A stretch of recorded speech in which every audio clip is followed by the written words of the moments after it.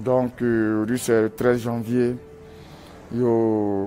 C'est une journée spéciale John Pololo. Parce qu'ils ont tué John, ils ont tué plein à l'Esco de Paris, paix à son âme, Pythagore, Jean-Jacques. Et Jean-Jacques repose en paix. Jean-Jacques, c'est le lieutenant de John, son fidèle compagnon, son fils. Voilà. Repose en paix à tous ceux qui ont laissé leur peau dans l'histoire de PC Christ là. Ils ont tué plein, Pythagore, guerrier plein. L'homme au regard métallique, Pythagore, lui là, si tu regardes là, si tu n'as pas qu'est, le gars il fait 2 mètres, il fait au moins 150 kilos. Puis son regard, si tu regardes là, tu as chier dans ton caleçon. Le 13 janvier 2000, à Abidjan, dans les ruelles rouges et poussiéreuses d'Abobo, l'air est lourd. Lourd comme une menace, moite comme une veille de tempête. Ce matin-là, rien ne semble différent en surface. Les vendeuses installent leurs étals, les enfants crient autour des jébaka, les maquis fument doucement. Et pourtant, dans le cœur du quartier, quelque chose grince. Une tension invisible rampe dans les angles, un silence plane au-dessus des bruits ordinaires. L'atmosphère est trop calme, trop dense. Comme si la ville elle-même retenait son souffle. Soudain, une altercation éclate. Un chauffeur de taxi, un homme massif, imposant, à la peau sombre, au regard fixe. On ne l'entend pas crier. Il parle peu. Il fixe. Autour, les passants s'arrêtent. Ils observent, mais de loin. Parce que cet homme-là, on ne l'affronte pas. On le contourne, on le respecte, ou on le craint, ou les deux. 10 minutes plus tard, des hommes armés surgissent. Pas une patrouille habituelle, pas des policiers de routine. Non, ce sont des militaires, lourdement équipés, muets, précis. Ils encerclent la scène. Le quartier entier ralentit, les rideaux se baissent, les klaxons s'éteignent. Lui ne fuit pas, il ne supplie pas, il ne tente rien. Il regarde, droit, froide. Il sait, il comprend, il est arrivé au bout. Son corps sera retrouvé quelques heures plus tard, dans un terrain vague à la sortie du quartier, criblé de balles, abattu, pas jugé, pas interrogé, pas défendu. On dira qu'il a résisté, qu'il tentait de s'enfuir, mais aucun témoin ne confirmera. Il n'a pas fui, il s'est tenu droit jusqu'à la dernière seconde.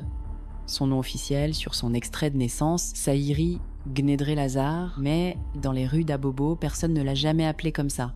Là-bas, et dans tout Abidjan, on l'appelait John Pololo. Un nom qui n'avait pas besoin d'explication. Un nom qui suffisait à faire taire un groupe, à geler une embrouille, à imposer le silence. John Pololo. C'était pas juste un surnom, c'était une silhouette, une voix, une démarche. Une histoire qu'on se transmet à voix basse dans les jébaka, à la pause dans les ateliers, entre 2 verres dans les maquis. Pour les uns, il était une légende noire, un criminel impitoyable, un faiseur de peur. Pour les autres, il était un génie du verbe et du geste, un justicier sans loi, un poète de la rue, qui avait su imposer le respect là où même l'État avait disparu. Le 13 janvier 2000, Pololo est tombé, mais dans une ville comme Abidjan, certains hommes ne meurent jamais vraiment. Ils se transforment en murmures, en gestes, en mots, en légendes. Avant qu'on continue, toi qui regardes cette vidéo, dis-moi en commentaire depuis quelle ville tu nous regardes. Abidjan, Bouaké, Paris, Bamako, Montréal. On t'attend dans les commentaires. Et si cette histoire te touche, abonne-toi, car ce n'est que le début. Dans les années 80 et 90, Abidjan n'est plus vraiment la perle des lagunes. Elle en garde peu, être l'apparence, ces buildings dressés au plateau comme une vitrine de modernité, ces avenues bordées de banques et d'ambassades, mais derrière le vernis, la ville craque, elle se fissure, elle tousse, elle sature. Le miracle ivoirien, fondé sur le cacao, le café, la stabilité politique des années Houphouët-Boigny, a cédé sous le poids des chocs économiques. Le franc CFA est dévalué en 1994. La dette étrangère explose. Le chômage devient structurel. La pauvreté se généralise. Les inégalités se creusent. Et dans ce paysage, c'est toujours la rue qui encaisse la facture. Les quartiers populaires Yopougon, Adjamé, Abobo, Koumassi deviennent des enclaves autonomes, des cités de survie. Là-bas, on ne vit pas, on tient, à bout de bras, à bout de souffle. Les infrastructures ne suivent plus, les écoles ferment ou tombent en ruine, Les dispensaires manquent de tout. L'électricité saute. L'eau est rationnée. Le quotidien est une bataille invisible. Dans cette fourmilière en surchauffe, une figure nouvelle émerge, le loupard. Mais attention, ce mot-là ne désigne pas seulement un voyou. C'est un archétype, une posture, un produit brut de l'effondrement. Le loupard, c'est un acteur social, un miroir de la crise. Il est souvent jeune, issu des marges, sans diplôme, sans avenir visible. Mais il est charismatique. Il parle fort. Il marche avec une intention. Il impose. Il crée ses propres codes.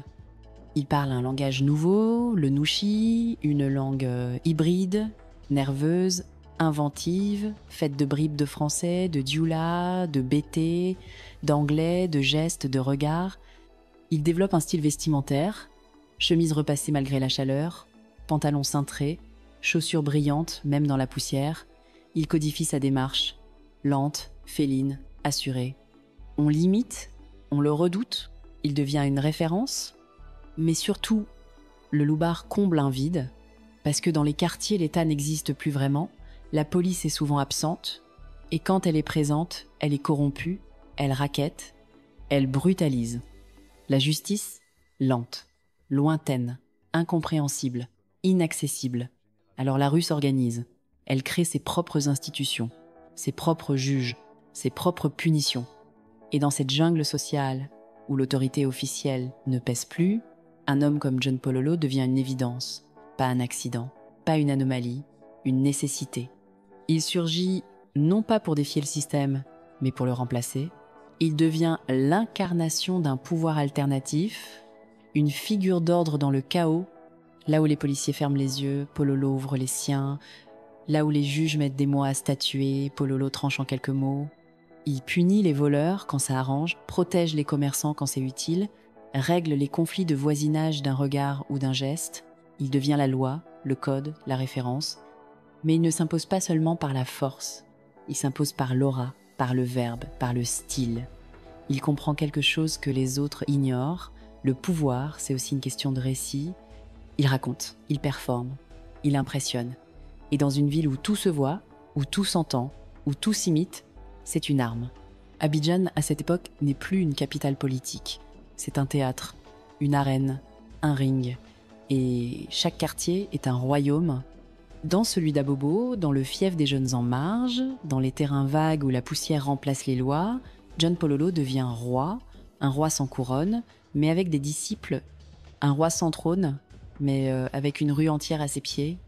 Dans ce chapitre de l'histoire ivoirienne, Pololo n'est pas un simple voyou, il est le symptôme d'une société à genoux, il est la conséquence logique d'un système défaillant, il est le cri d'une jeunesse qu'on n'écoute pas, le fruit d'une ville qui étouffe, le poing levé d'un peuple qui ne veut plus baisser la tête. Et dans cette tension permanente entre absence d'ordre et excès de chaos, Pololo n'est pas venu demander la permission. Il est venu occuper l'espace. Définitivement, il est né dans l'ombre, quelque part en 1962, dans une famille bêtée du sud-ouest de la Côte d'Ivoire, un territoire de tradition, de silence pesant, de forêts profondes et de croyances anciennes.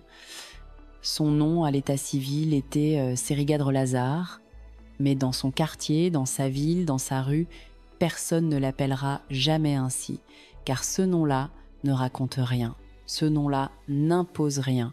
Il est celui qu'on donne à un enfant fragile. Mais lui voulait être plus. Il voulait être un roi, dans un monde où les rois n'ont pas de couronne, juste des cicatrices. Comme des milliers d'enfants nés loin du pouvoir, loin des centres, il monte très jeune à Abidjan. Il fuit ou il suit. Une mère, une tante, un frère peut être personne. L'histoire est floue. Ce qui est sûr, c'est qu'il débarque dans une ville qu'il ne connaît pas, une ville sans mode d'emploi, une capitale qui avale les faibles et recrache leurs rêves. À cette époque, Abidjan n'est pas encore le monstre tentaculaire qu'elle deviendra, mais déjà, elle déborde, elle crie, elle suffoque. Et au milieu de ce chaos, un petit garçon pose ses valises. Un garçon sans nom, sans repère, un garçon que le monde va forcer à devenir dur. Il arrive à Djamé, quartier nerveux, saturé, où l'on parle fort, où l'on pousse, où l'on survit. Il y découvre une loi. Ici, ce ne sont pas les diplômes qui te protègent, pas les parents, pas la gentillesse, ce sont les points. Et encore, il ne suffit pas de savoir frapper. Il faut impressionner, intimider, fasciner. Et surtout, ne jamais reculer. Jamais. Très vite, il apprend. Il observe les plus forts, il écoute sans parler, il comprend les règles du ghetto, il sait qu'il n'a rien, mais il sent qu'il peut devenir quelqu'un. Alors il s'entraîne. Pas dans un dojo, il n'en a pas les moyens, il n'en connaît même pas l'existence. Il s'entraîne dans la rue, dans les ruelles étroites, les terrains vagues, les parkings, les cours d'école abandonnés, là où la poussière colle à la peau, là où chaque bruit peut annoncer un danger. Il regarde, il mime, il imite, puis il transforme. Ce qu'il ne sait pas, il l'invente. Il apprend à se battre seul, contre plusieurs. Il apprend à tomber sans se casser, à frapper vite, juste, fort, à maîtriser la peur, à l'utiliser et surtout à frapper avec style. Car il a compris quelque chose que les autres n'ont pas encore vu. La peur naît dans les yeux, pas dans les muscles. Chaque geste qui perfectionne devient une signature, chaque mouvement devient une arme psychologique. Il ne se contente pas de gagner, il veut que tout le monde s'en souvienne. Il se bat avec élégance, avec rythme, comme un félin. Il danse, et c'est là que naît la légende. On raconte qu'il pouvait te désarmer sans t'avoir touché, juste avec son regard, sa posture, sa manière d'entrer dans le cercle. Il était déjà différent. Un corps taillé pour l'action, mais un esprit fin, joueur, créatif. Il voulait que ses combats racontent une histoire, que ses gestes aient un sens. Alors il crée un langage du corps, un code, un style, un théâtre de rue, et comme tous les créateurs, il va plus loin. Il invente une danse, un art martial déguisé, un mélange de provocation, de défi, de grâce et de rage, une chorégraphie née de la misère et du feu. Il l'appelle le logobi, une danse mi-combat, mi-rituel, une expression physique, de la domination, du charisme, de la survie. Il la danse dans les maquis, au bord des routes, sur les terrains vagues, au cœur des ghettos. Il attire la foule. Les enfants le regardent bouche bée, les jeunes le copiant, les filles l'admirent, les anciens le redoutent. Il est devenu un spectacle vivant, une performance ambulante, une menace en mouvement, et il ne s'arrête pas là. À la danse, il ajoute les mots, il les taille, les polite, il les rend tranchants, drôles, inoubliables. Il parle en ushi avant même que le mot n'existe dans les dictionnaires. Il le structure, il le vulgarise, il en fait une arme sociale. Chaque expression est un coup, une façon de poser son autorité, de construire son image. Je vais te coup, y a foi, quitte là, je suis enjaillé. Des phrases qui deviendront la bande-son d'Abidjan, des mots que tous répètent sans savoir qu'ils viennent de lui. Il est encore jeune, mais il est déjà une figure. Il marche comme personne, il regarde comme personne, il parle comme personne, il danse comme personne, il inspire, il effraie, il fascine. Il veut pas être un caïd comme les autres, il veut être une légende vivante, et c'est ce qu'il devient. Sérigadre Lazare n'est plus. John Pololo est né. Le garçon n'a plus besoin de fuir. C'est désormais la ville qu'il regarde passer. Et elle se tait. À la fin des années 80, l'enfant devenu danseur, devenu bagarreur, franchit un nouveau seuil. Il n'est plus juste un phénomène local, il devient une institution de la rue. John Pololo ne marche plus, il règne. Il entre dans les cercles fermés, pas ceux des salons, mais ceux des quartiers, les bandes organisées, les réseaux de débrouille, les mafias sociales, là où les décisions se prennent en silence, là où les alliances ne se signent pas avec un stylo, mais avec un regard. Il ne supplie pas pour y entrer. Il impose sa présence, d'abord par son style, puis par sa voix, enfin par ses actes. Il crée son propre groupe versus Vagabond Sauvé. Le nom intrigue, le nom fascine. C'est pas une simple bande de voyous, c'est une école, une armée, un code de conduite. Il y forme les jeunes du quartier. Il les initie aux règles de la rue, respect, silence, loyauté. Il ne leur apprend pas seulement à frapper, il leur enseigne à parler, à marcher, à exister. Il crée une esthétique de la rue, une noblesse du bitume, Dans cette organisation, chaque membre a un rôle. Il y a ceux qui surveillent, ceux qui collectent, ceux qui négocient, ceux qui punissent. Pololo, lui, orchestre. Il protège les faibles, punit les abus, taxe les commerçants, mais jamais sans raison. Il se pose en pouvoir parallèle, dans un État qui n'a plus d'autorité. Et là où d'autres se contentent de violence, lui mise sur le théâtre. Il est intelligent, stratège, méticuleux. Il ne frappe jamais sans calcul. Il ne parle jamais sans objectif.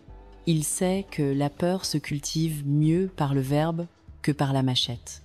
Il donne des ordres sans hausser la voix. Il entre dans une pièce et le silence se fait, pas parce qu'il est armé, mais parce qu'il est Pololo. Les taxis le respectent, les commerçants le consultent, les jeunes l'imitent, les anciens le saluent, même les artistes le citent. Et dans les coulisses du pouvoir, certains politiques lui passent des coups de fil, officieusement, en secret, pour calmer une grève, pour faire pression, pour dissuader. Car dans certains quartiers d'Abidjan, ce n'est plus la police qui fait la loi, c'est lui. Mais son influence dépasse le terrain.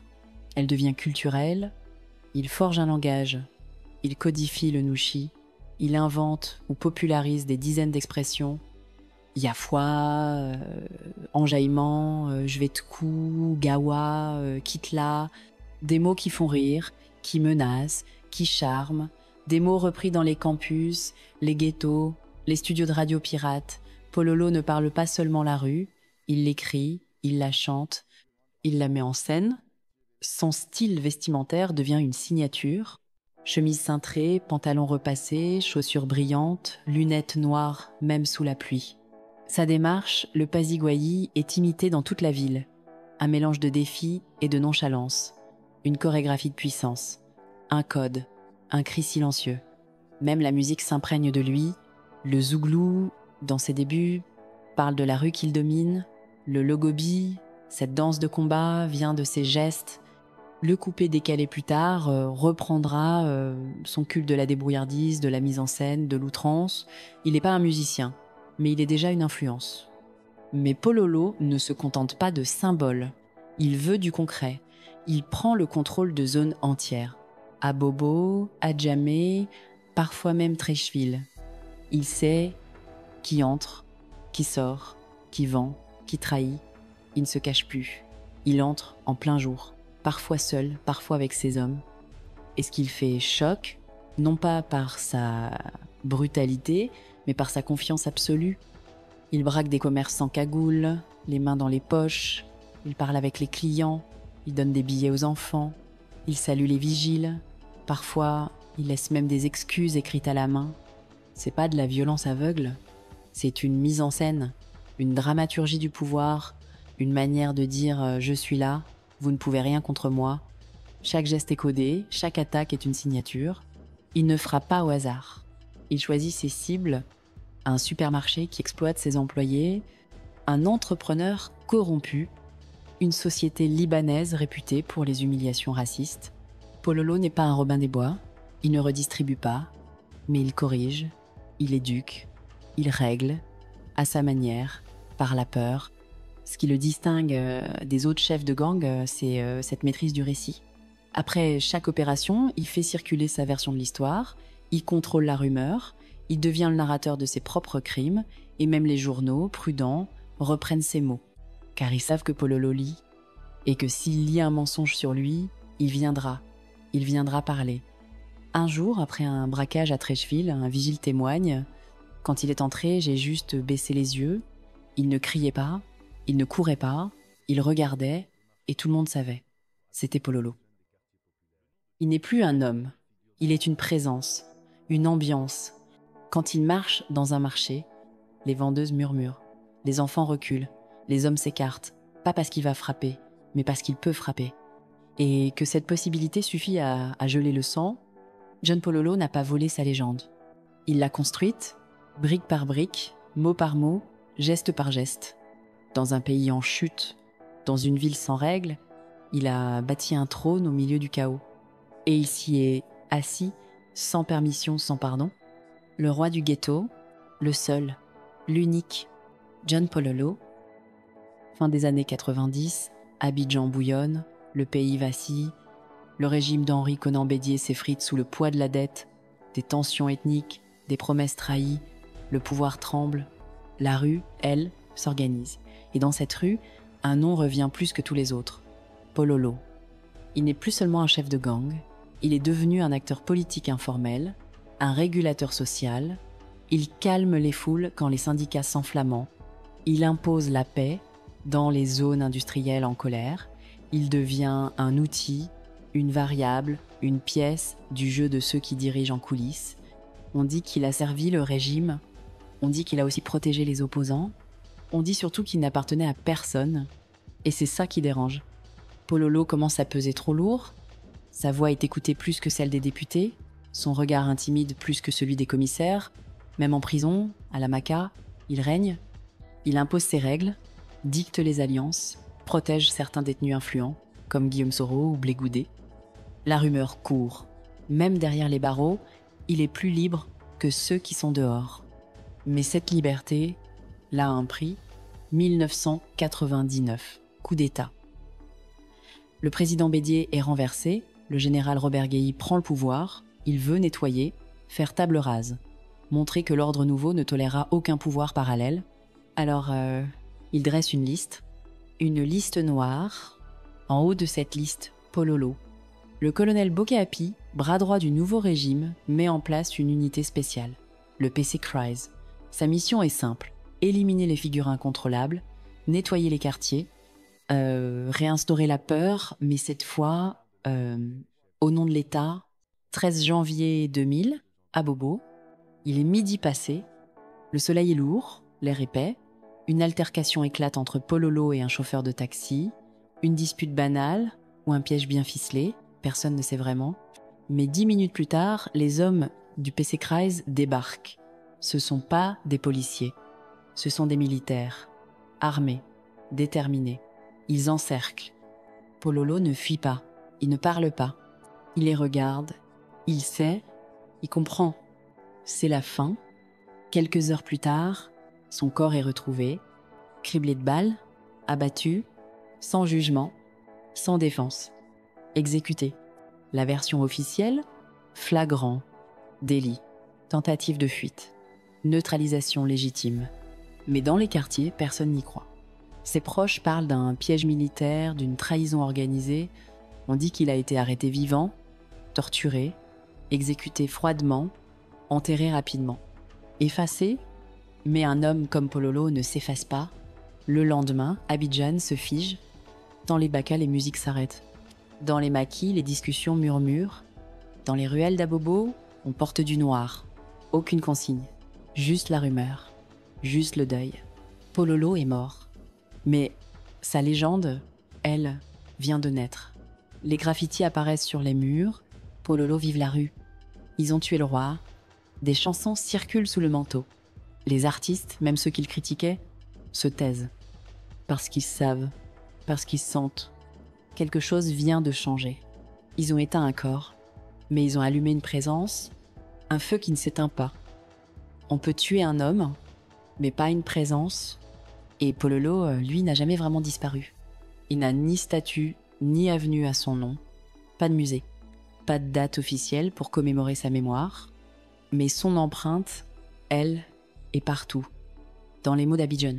Dans la démarche des jeunes du quartier, dans la musique, la danse, le style, la rue, le nouchi, ce langage codé devenu l'âme de la jeunesse ivoirienne, porte sa marque. Jvetku, Gawa, enjaillement, kitla, des expressions devenues banales, nées ou popularisées par lui. Il parlait en créant, il créait en parlant. Et puis il y a la danse. Le logobi, pas juste une chorégraphie mais une mise en scène de la rue, une écriture du chaos avec le corps, inspirée de ses mouvements de karaté, codifiée dans ses démonstrations publiques, elle devient un cri dansé. Une manière de dire au monde « je suis là, je bouge, je résiste ». Des groupes comme Logobi GT en feront une tendance internationale. Mais pour les anciens, pour ceux qui savent, le Logobi, c'est Pololo. Des artistes l'ont imité, des rappeurs l'ont cité, des danseurs lui rendent hommage, parfois sans même le savoir, car Pololo est devenu une silhouette dans la mémoire collective. Un cri étouffé dans une ruelle d'Abobo, un geste brusque dans une chorégraphie de Logobi, une punchline dans un morceau de Zouglou, un silence dans une conversation de rue. Même Alpha Blondy, après leur accrochage autour du morceau Yafua, finira par faire la paix. Car même ceux qui l'ont craint ont fini par respecter son influence. Aujourd'hui, les sociologues, les artistes, les journalistes s'interrogent. Peut-on réduire Pololo à un voyou ? Faut-il l'étudier comme un criminel ou comme un phénomène social ? Un révélateur d'époque ? Un symptôme d'un pays malade de ses propres fractures ? Des chercheurs militent pour que l'histoire de Pololo entre dans les livres, non pour le glorifier, mais pour comprendre. Comprendre une époque où l'État s'effaçait, où la jeunesse cherchait des modèles, même dans les marges, où la violence n'était pas qu'un choix, mais parfois la seule langue que l'on comprenait. Et ceux qui l'ont inspiré, certains sont devenus leaders étudiants, d'autres sont partis en exil. Certains sont tombés dans l'oubli, mais tous se souviennent. Pololo leur a appris le courage, le style, la posture, le pouvoir des mots dans un monde qui les privait de tout. 2020. Sa mère meurt à son tour. Les réseaux sociaux s'embrasent. Des messages anonymes affluent. Le Sogbi national a retrouvé sa daronne. Des photos anciennes refont surface. Des vidéos, des textes, des souvenirs. 20 ans après sa mort, Pololo est plus vivant que jamais. Il vit dans les pas chaloupés des jeunes d'Abobo, dans les joutes verbales des Jebaka, dans les performances TikTok qui reprennent le style d'antan sans en connaître la source. Il est dans la mémoire orale, dans les archives invisibles, dans la mémoire nerveuse de tout un peuple. Il était un mythe vivant. Aujourd'hui, il est un mythe transmis. Et ce documentaire, cette vidéo, c'est notre façon à nous de le raconter enfin en entier, sans angélisme, sans diabolisation, juste avec précision et respect. John Pololo n'était pas qu'un nom. C'était un frisson dans l'air des ruelles d'Abobo, un silence dans les Jibaka quand son nom était prononcé, un regard détourné, une peur respectueuse, un éclat de voix dans un monde sans écho. Il n'était pas un ange, il n'était pas un démon. Il était un miroir, le miroir d'un pays fracturé, le miroir d'une jeunesse enragée, abandonnée, livrée à elle-même, le miroir d'un pouvoir absent, d'une république trop lente, trop lointaine, trop corrompue. Pololo, c'était la rue qui parlait, pas dans les assemblées, mais dans les maquis, pas dans les discours, mais dans les regards, les pas, les coups. Il a donné des ordres sans uniforme, rendu la justice sans tribunal, imposé la paix sans armée, mais chaque pouvoir parallèle a une date d'expiration. Et dans un pays où les hommes changent plus vite que les lois, même les rois du bitume deviennent gênants, alors on l'a effacé, brutalement. On a voulu enterrer un problème, mais on a fait naître une légende, car Pololo n'est pas mort dans le silence. Il est mort dans l'écho. Un écho qui traverse les années, les danses, les mots, les murs. Son héritage n'est pas dans un mausolée. Il est dans le Nuchi, dans le Logobi, dans les répliques d'un rappeur, le regard d'un chauffeur, la langue d'un étudiant. Il est dans le refus d'être effacé, d'être méprisé, d'être petit. Il a tout pris à la rue et il a tout redonné à sa manière. Alors on peut bien juger, on peut débattre, on peut condamner ou glorifier, mais on ne peut pas nier. John Pololo a existé.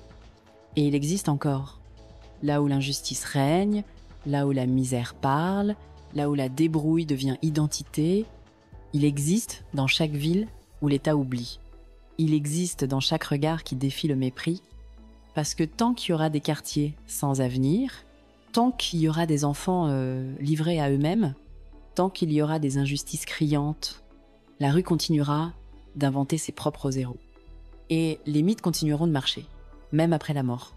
Alors dis-moi, depuis quelle ville regardes-tu cette vidéo ?